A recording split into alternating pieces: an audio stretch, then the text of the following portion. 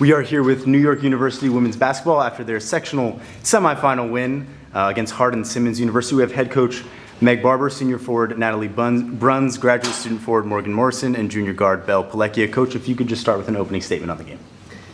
Yeah, I mean, obviously credit to Hardin-Simmons for just being an unbelievably talented team. We knew that they had a really dynamic offense. We knew we had to bring what we consider our biggest strength, which is our defense. And our defense really put on a show tonight, and our defense turned into offense, and we were able to obviously come out with a win, but it was hard fought, and I thought that Hardin-Simmons never really packed it in, and they competed for 40 minutes. So again, just credit to them. I think they're very, very well coached and have a very older team that has a lot of experience, so we knew we had to give it our best shot. And I told the team before the game today that in my mind we'd already won the game, because this environment tonight, to be at home for women's basketball in New York City at NYU, to have a packed house, to have the students, the media, every eyeball kind of on us, is such a testament to the growth of the program over the last few years. And so we're just thrilled that we were able to put on the show that we did in advance.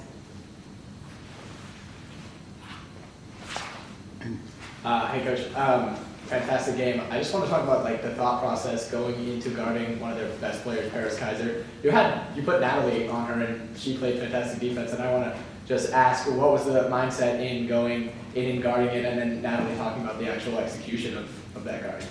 It was a lot of back and forth with my assistant Annie Barrett, who had the lead scout on this. There's no perfect answer.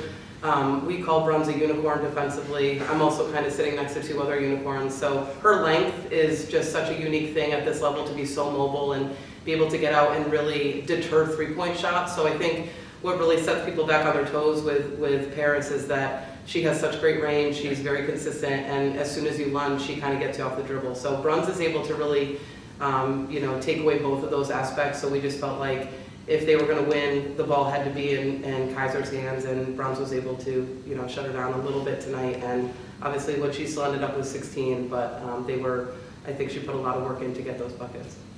Yeah, and obviously took Hold on, one second. I'm going to bring the mics over. Cool. Sorry.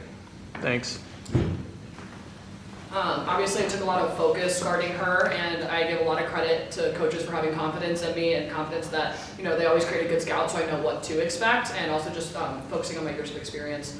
Also, too, we have a great defensive player of the year, Belle Palecchia, and she stops the ball every time with the point guard. So knowing that I kind of had to have her back with guarding one of the better guards in the team, and then also Morgan stepping up into help whenever I got beat. So just knowing that my teammates were there gave me full confidence, and my coaches gave me full confidence that we were able to take care of that task tonight. Pass it over to Belle.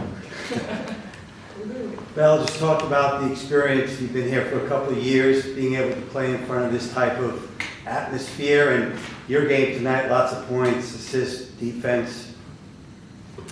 I would say, my freshman year, we ran into Hope in the Elite Eight, and we kind of saw what it took to be that dynamic of a team and that good of a team early on in our careers. So I think since then we sort of just aspired to be a team like that, just completely unstoppable. And I think we finally sort of came to that point, especially having these games at home is just huge. Having basically all of NYU athletics at our game tonight was just really eye-opening to.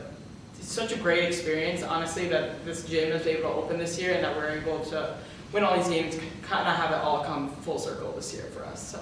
Okay, Morgan, as a newcomer to the program, what was this night like for you? It felt amazing just to see that big of a gym just packed with people who we didn't even know were coming. From the community, athletics, just friends and family. I had a friend of a friend's of my sister's try to show up tonight, and it's just amazing to see that kind of support for us, especially women's sports. And I was just grateful to have that. And what was your mindset coming into the game tonight? No losses on the home court. So yeah, you guys 3 years in a row have made it to the Elite Eight, including this one. Last 2 years you guys have been stumped. Going now, playing in your third one here, this time at home, what does that mean? Playing in front of this pulsing crowd and going up against a great Scranton team who just had a good game against John Hopkins.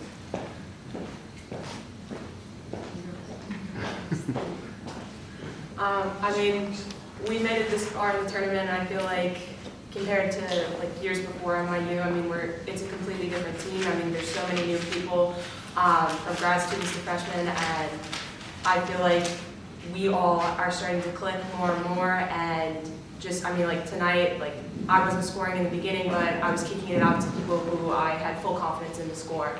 And it doesn't matter, we don't need one person to score every night, and I think that's really special because it's just whoever's open and we have full confidence in each other, so I think that can take teams really deep and possibly even to the championships.